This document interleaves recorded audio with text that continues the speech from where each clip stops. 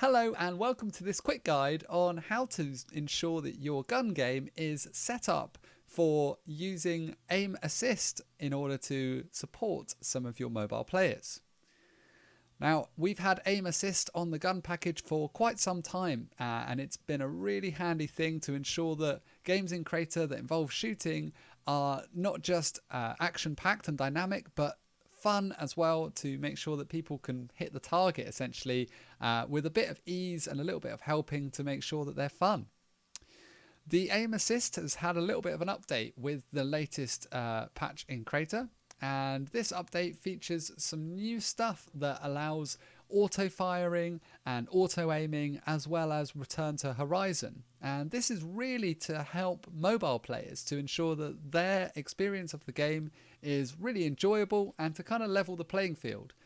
A mouse and keyboard player has access to a lot of inputs in front of them, whereas a mobile player only has the screen for their inputs, and so in order to save space, the screen might not have all of the inputs, or it might take a little bit more cognitive overload in order to do some of the stuff that we take for granted on mouse and keyboard. For example, if I want, I can walk along and crouch and aim down the sight and shoot, possibly even reload and all of this, and I could be holding 3, 4, maybe 5 inputs at any one time. This just isn't really practical on a mobile device. And so that's why we have things like the new aim assist modes in for mobile only users, and they're specific for mobile users because of the difference in the input there. So let's have a look. I'm going to enter edit mode and just let's go and explore the updates to the gun package. Now, if you've got a game which uses guns and it's used the gun package and you released it before the latest version of Crayta came out, then you will need to go back into that game, and first, before you make any adjustments, you'll need to find the gun package in your packages in the library and just click the update button. You can see it on the shotgun here, it says update. You should find that the gun package has got a little update button next to it, and if you click that, it should install updates to that gun package, and make sure to also update the packages that rely on the gun package, and they should come up in little dialog boxes as you're installing the gun update as well.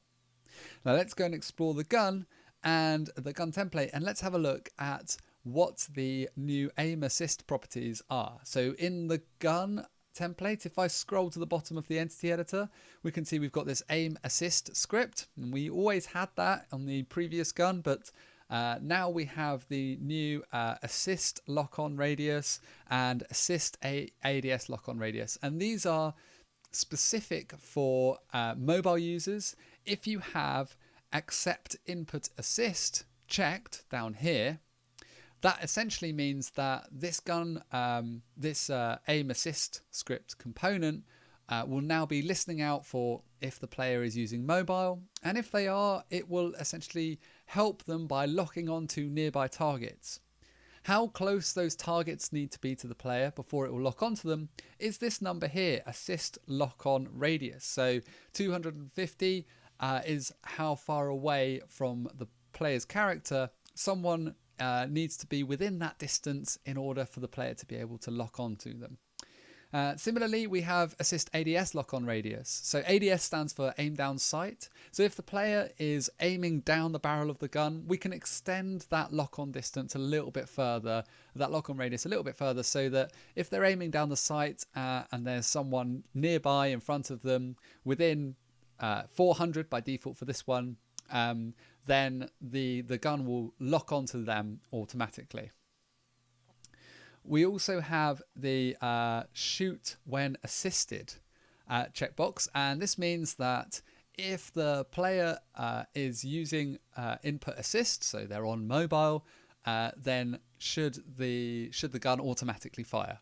And that's what that checkbox does. So essentially, a player on mobile can get to the point where they are only in control of running around and trying to find people to shoot and avoiding being shot, and meanwhile the CPU is taking care of aiming specifically at someone and shooting, and that kind of actually makes it really fun on mobile, and it still gives players that aren't on mobile a kind of a level playing field in comparison to someone on mobile, someone on desktop. It gets a level playing field with all of the inputs that they have. So they've got the advantage on input, and the mobile player has the advantage with automatic aiming and automatic firing. So it really sort of makes sure the game is fair, makes sure the game is fun. I urge you to definitely check these properties out, update your gun package, and leverage these to get the best out of the possible gun game scenarios that you've got going on. Now, they're not the only input assists that we have. They are the ones that are specific to the gun package, but we also have in the player template, if I navigate to this one, and if you scroll down in the entity editor for the actual player themselves, you'll find there's a new property at the bottom called Return to Horizon.